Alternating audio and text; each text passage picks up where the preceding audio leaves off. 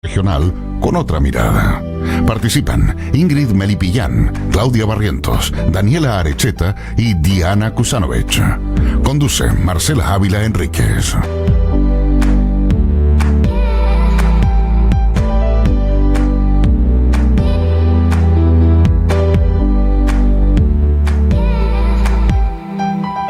Hola, ¿cómo están? Buenas tardes, bienvenidos a otra mirada como todos los jueves, otro jueves en cuarentena, otro jueves en el cual nos estamos cuidando, muy preocupados por lo que está pasando. Vamos a saludar también, por supuesto, a nuestras panelistas, a Daniela Arecheta, Claudia Barrientos e Ingrid Milpillán, y se va a sumar también Lisette Salles, que va a estar en reemplazo de Diana Kusanovich, que este jueves no nos va a poder acompañar.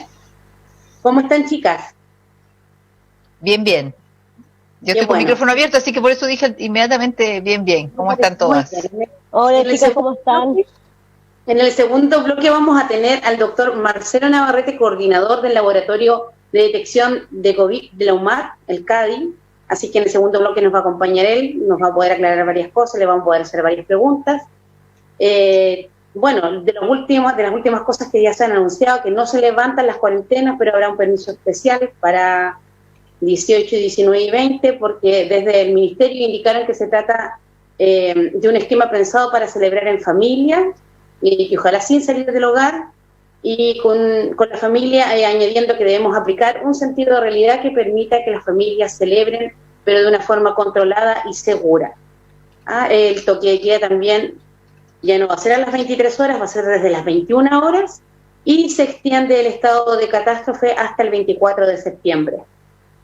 En relación a esto y todo lo que ha pasado durante la semana, nuestro alto número de contagiados también, partamos conversando para ver la postura de ustedes, cuál es la mirada de ustedes personal y también lo que han conversado dentro de sus partidos.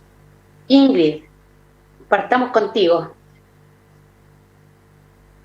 Hola, ¿cómo están, chiquillas? Yo justo antes de que entráramos al aire estaba contándoles que información que me llegó es que la cuarentena por lo menos se extendía hasta después del 22 de septiembre. Así que concuerdo un poco con lo que estaba señalando Marcela. Hay que tomar las medidas nomás, respetar lo que se nos está señalando. Yo, como siempre, un poco más crítica también respecto al tema, también si bien es cierto, y yo voy a insistir con las responsabilidades individuales, pero también la responsabilidad del gobierno respecto a las medidas que se han tomado, pero bueno, cosas que en definitiva nos están pasando.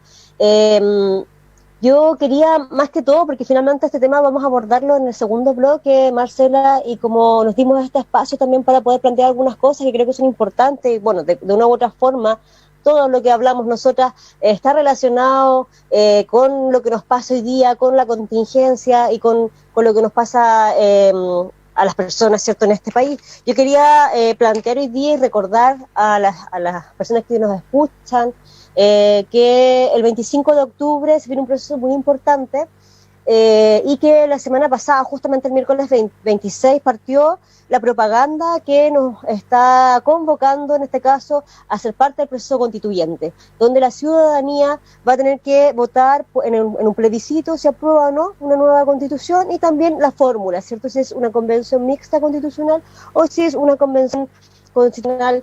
Y la diferencia es clara. En la convención mixta el 50% son elegidos por la ciudadanía, el otro 50% es de los parlamentarios que están en ejercicio en el momento.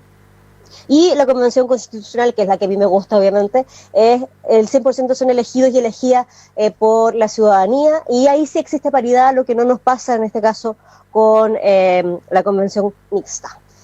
Importante, ¿por qué? Porque nuestro país se enfrenta a una crisis, ¿cierto?, que viene de la mano con procesos que se arrastran en el tiempo, pero que además hoy día se agudiza en torno a lo que ha sido la pandemia, donde hemos podido evidenciar y se han develado justamente las inequidades, las injusticias que tiene nuestro país en un sistema neoliberal, un sistema patriarcal, una estructura que nos aplasta y nos reprime, y lo voy a decir así, quizás puede sonar muy fuerte, pero es la realidad, el que lo vive lo sabe en definitiva. Por lo tanto, espero de verdad que el 25 de octubre la ciudadanía se vuelque en este proceso, vaya a votar, y espero también que el gobierno y el Estado esté a la altura de este proceso, entregando las medidas y garantizando que la ciudadanía pueda participar de este proceso de manera segura. Eso es súper importante. En este contexto también decirles a las personas que es la importancia que tiene la participación ciudadana y la importancia también que tiene que se le entregue la información adecuada y a tiempo a la ciudadanía, para que sepan por qué una cosa y no la otra, ¿ya? Y que todas las partes también puedan dar a conocer por qué es mejor aprobar y por qué, y el que quiera rechazar el por qué también, en definitiva, que tengan también la oportunidad y la posibilidad de hacerlo. Yo llamo a la ciudadanía a participar en este proceso, a aprobar obviamente en este plebiscito la nueva constitución, una nueva constitución para nuestro país, derribar entonces este sistema, cambiarlo y hacer que sea un país más justo y equitativo, ¿cierto?, para todas y todas, un país plurinacional, con equidad de género, y con todas las medidas que necesitamos para que seamos un país que surja, que se desarrolle y mejore también la calidad de vida de todas las personas. Eso también va a implicar, por tanto, sacar muchas cosas que hoy día existen, una norma jurídica, por ejemplo, que es bastante machista y patriarcal, y por lo tanto esperamos que a través de este proceso que se nos viene, todas aquellas cuestiones que nos han limitado y nos limitan a las personas, especialmente a las mujeres, cambien. Hacer ese llamado, compañeras, amigas de la radio que están conmigo hoy día en este panel, quería darme este espacio justamente para poder promover este proceso que es tan importante para nuestro país. Daniela, gracias Ingrid. Daniela. Bueno, saludar a toda la gente que nos está escuchando hoy en día, a Claudia, a Ingrid, a Diana, que no pudo participar hoy día con nosotros, tenía un tema personal que resolver. Con respecto a lo que vemos, como dice Ingrid, vamos a tomar el tema en un ratito más con el doctor que va a estar en el segundo bloque. Sí o sí, obviamente, seguir diciéndole a la gente que se mantenga en su casa, los que se tienen que mantener en su casa, porque igual seguimos viendo un aumento considerable de los casos en la región y también seguimos viendo mucho movimiento de las personas en las calles. ¿Ya?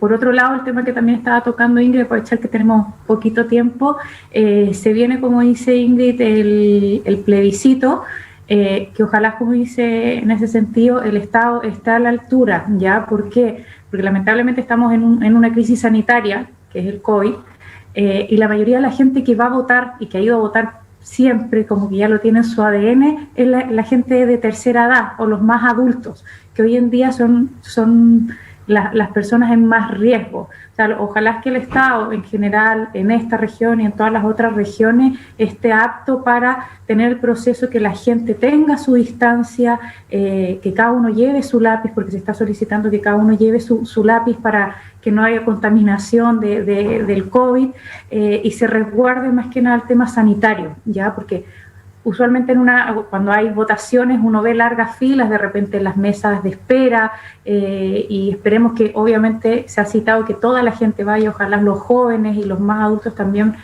puedan asistir a votar, pero ojalá que sea con las medidas correspondientes sanitarias. Obviamente, como dice Ingrid, hoy en día están ya abiertas las dos propuestas, las dos campañas, que pueden empezar con sus campañas hacia la prueba, hacia el rechazo.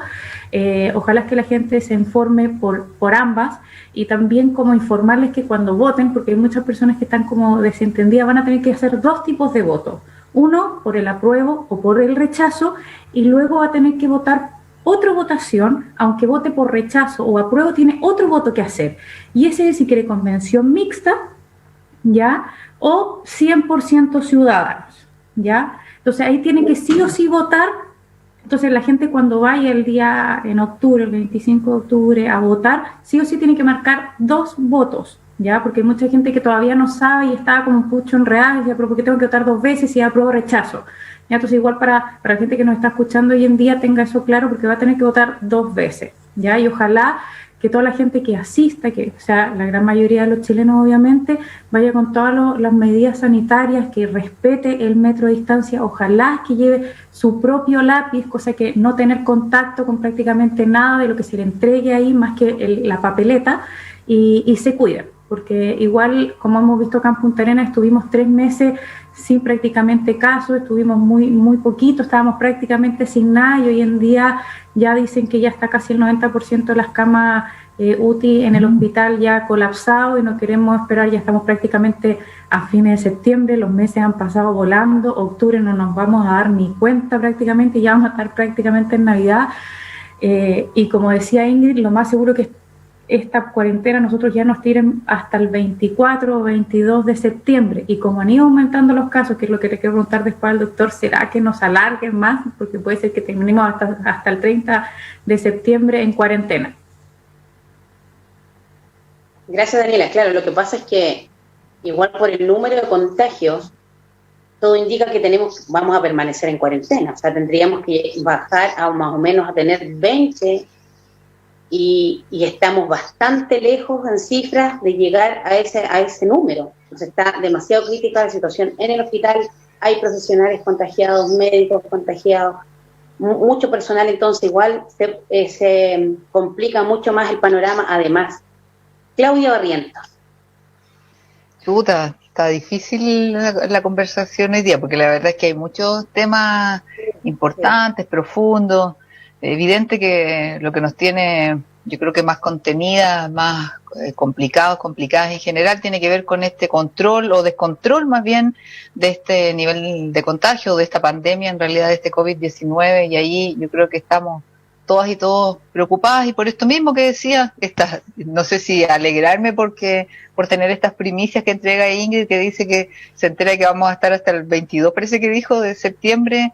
No sé si alegrarme o ponerme a llorar, porque la verdad es que a estas alturas estamos todos bien, un poquito estresados. Mi madre, les digo al tiro, ya lo comentaba también, me amenaza todos los días de que ella la próxima semana va a salir nomás. No le importa que la lleven presa, que la multen. La verdad es que, porque tiene que ver con los niveles de estrés, Ingrid aquí ha dicho muchas veces, además, lo que le pasa también a las personas mayores, y el daño que se provoca a partir de este encierro. Han cambiado algunas medidas, que bueno, por suerte, en realidad no sé si, bueno, tiene que ver con esto de ir mirando de mejor manera también lo que nos está pasando. Yo creo que aquí hemos dicho varias veces, hemos sido críticas también de lo tardío de todas las decisiones que finalmente se van tomando en materia de salud, que efectivamente ahora las personas mayores de 75 años tienen algún nivel en el fondo de libertad, o de recuperar un poco la libertad, que difícil en realidad todo lo que se ha decidido, porque se ha decidido sin ellos, sin ellas, esto de resguardarlas, sin preguntarles o sin preguntarnos en general, entendiendo que las decisiones que se toman son las mejores, pero efectivamente hay un daño importante en las personas mayores en materia de salud mental, yo creo que de todos en general, pero de ello porque además han estado desde el mes de marzo sin la posibilidad de moverse libremente, de seguir con niveles de autonomía que han tenido durante toda la vida, muchos de ellos, y eso yo creo que es parte de lo que nos deja finalmente esta pandemia, esto de que nos ha ido mostrando, ha ido develando. Uno cuando dice develando, esto es como correr la cortina y ver de manera clara estas diferencias, estas brechas en general que existen, esta soledad en el caso de las personas mayores, muchos de ellos viviendo solos y solas, con pocas redes de apoyo, muchas veces los niveles de hacinamiento en otros casos.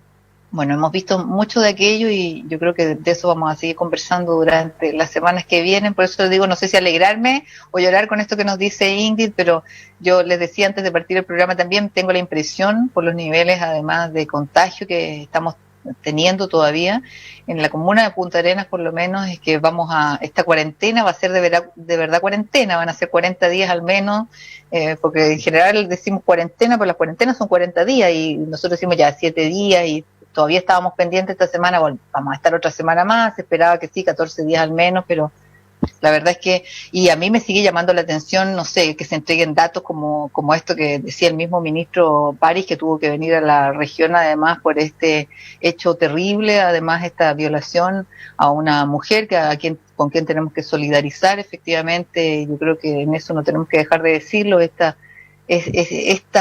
decisiones tardías que se toman dejan consecuencias. Esta es una de ellas. Los gremios de la salud lo denunciaron muchas veces. no era la primera vez que habían ocurrido hechos de riesgo para las personas que estaban en las residencias, habían solicitado más apoyo de personal. Bueno, ocurrió esto y finalmente ahora sí se toman las decisiones. Eso es lo que uno de alguna manera critica de las decisiones que se han ido tomando, que nos dicen, no, si estamos hiper preparadas desde enero que estamos trabajando, pero la verdad es que yo siento que si hubiese más honestidad, más allá de que en esto todas nos podemos equivocar porque efectivamente no habíamos vivido una pandemia como esta, pero nos gustaría, por lo menos en lo personal, tener más transparencia en lo que tiene que ver con la información. Además, yo soy periodista de profesión y por lo tanto las comunicaciones, la información para mí es fundamental, y creo que más allá de que las noticias no sean tan buenas como esta que nos dice Ingrid, por ejemplo, es preferible saberlas, conocerlas, pero siento que en estos datos que nos siguen entregando, el ministro que viene y dice, no, la tasa de ocupación es del 60% en las camas críticas, y nosotros estuvimos aquí mismo en el programa la semana pasada con la infectóloga del hospital clínico, una profesional, además porvenireña, nos soplaba ahí Marcela, Mónica Pinto, y ella nos decía ya la semana pasada que estaba en un 93% el sistema de camas críticas ya en ocupación. El fin de semana ya comenzaron a verse los traslados a otras zonas del país, lo mismo que habíamos vivido antes. Entonces llama la atención estos datos que finalmente terminan confundiendo a la gente, nos terminan confundiendo a todos, como esto de, yo les decía esto de las fondas ahora para el 18, que yo no entendí mucho esto de fondéate, esto como esconderse, pero esconderse hacia adentro, pero que vuelve a confundir, tengo la impresión yo, porque además, más allá de que este es nuestro aniversario patrio, yo creo que cuando hay más de 15.000 personas muertas en medio de esta pandemia, yo no sé si hay mucho que celebrar. Claro, hay ganas de estar en familia, pero no sé qué es lo que podríamos estar celebrando. Hay tremendos niveles de cesantía, hay escasez alimentaria. La verdad es que no sé si son tiempos de celebración. Entiendo que sí, hay ganas de estar en familia, de estar reunidos, pero siento que todavía los mensajes allí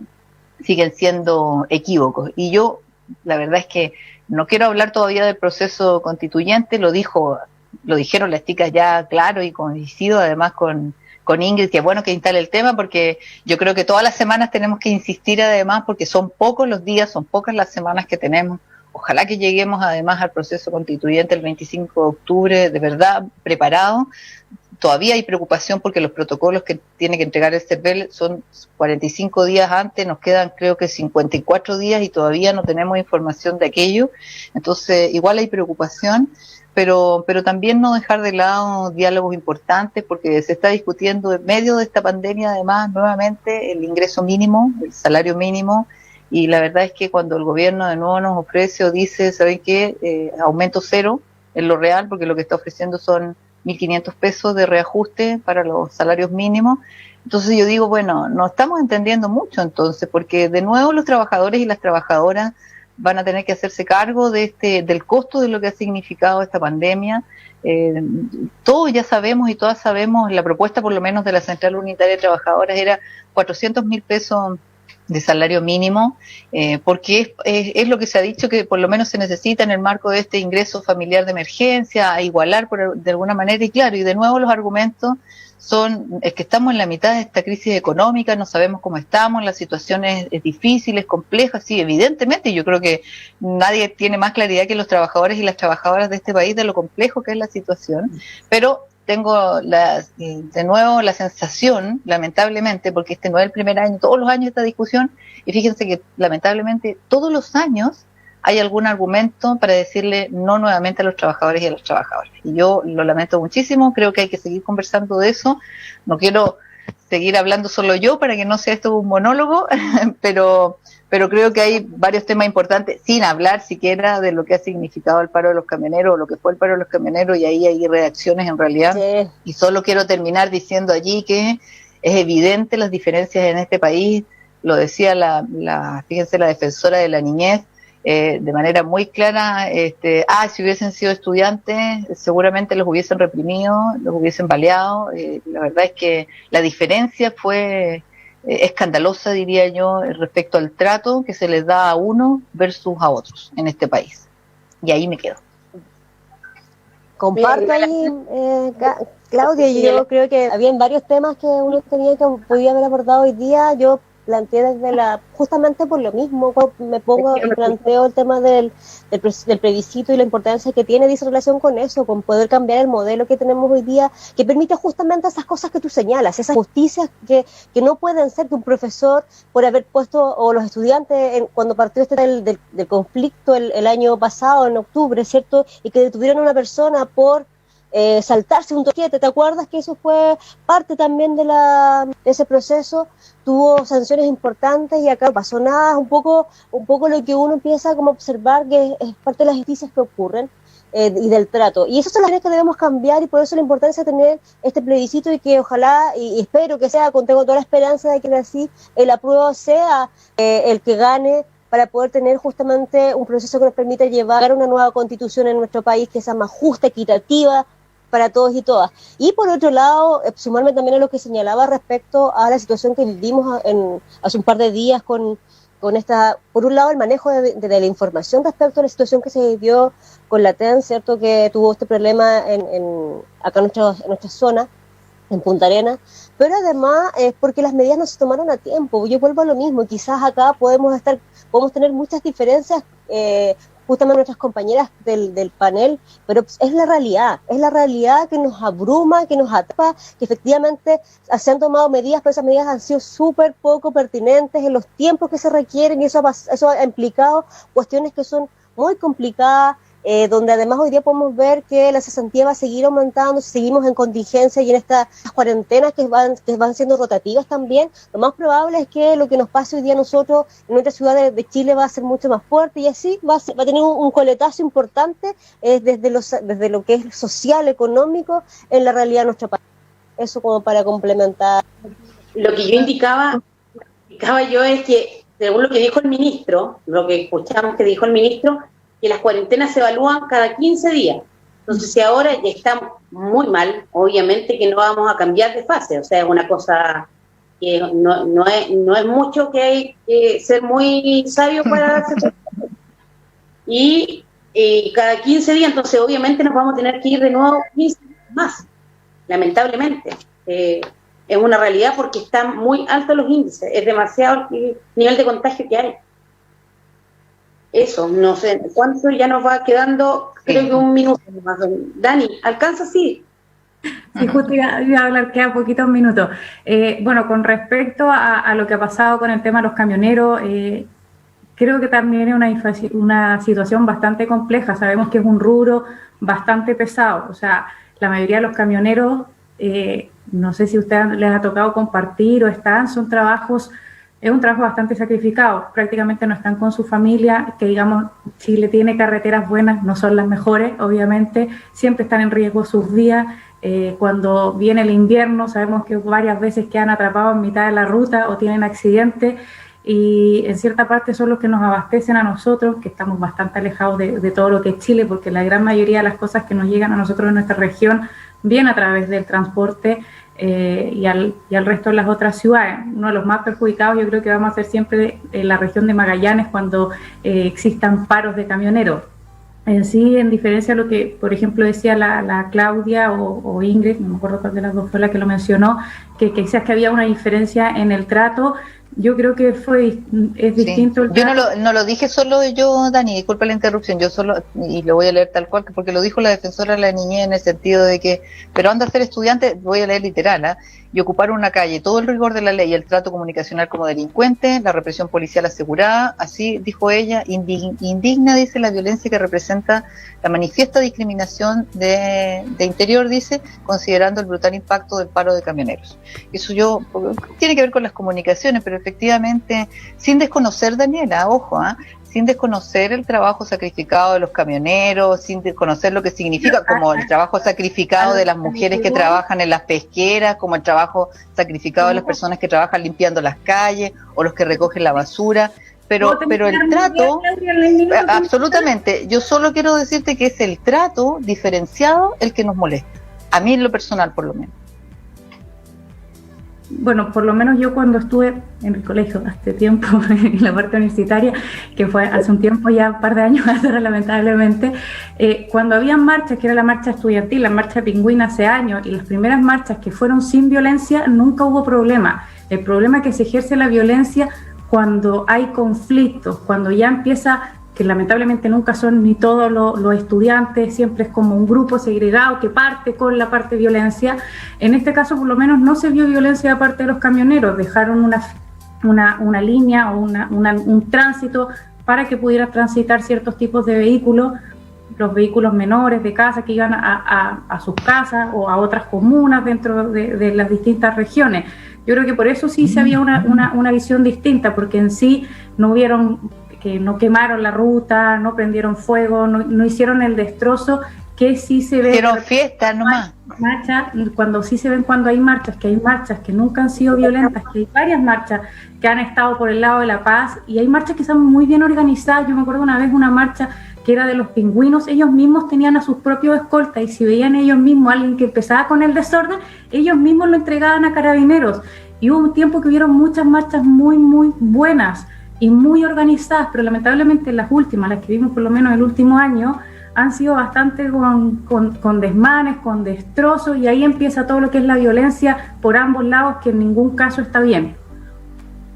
Mira, yo no sé, solo para finalizar, yo sé, Marce, disculpa, pero yo he participado en algunas marchas aquí después en el marco del estallido social, y la verdad es que sin ninguna provocación, solo por andar caminando, y ahí Ingrid incluso cantando desde el escenario, además en Plaza de Armas, y fíjate, sí que ninguna provocación, sin daño ni nada. La verdad es que la actuación de las fuerzas de carabineros era brutal, y no hay, y lo que me queda claro, sí, disculpe, tenemos que ir al corte comercial. Lo que me queda claro es que cortar la mitad de la calle, ya sabemos ya, pues no nos pueden decir nada de aquí en adelante, pues. A regreso nos volvimos a cortar, nosotros tenemos que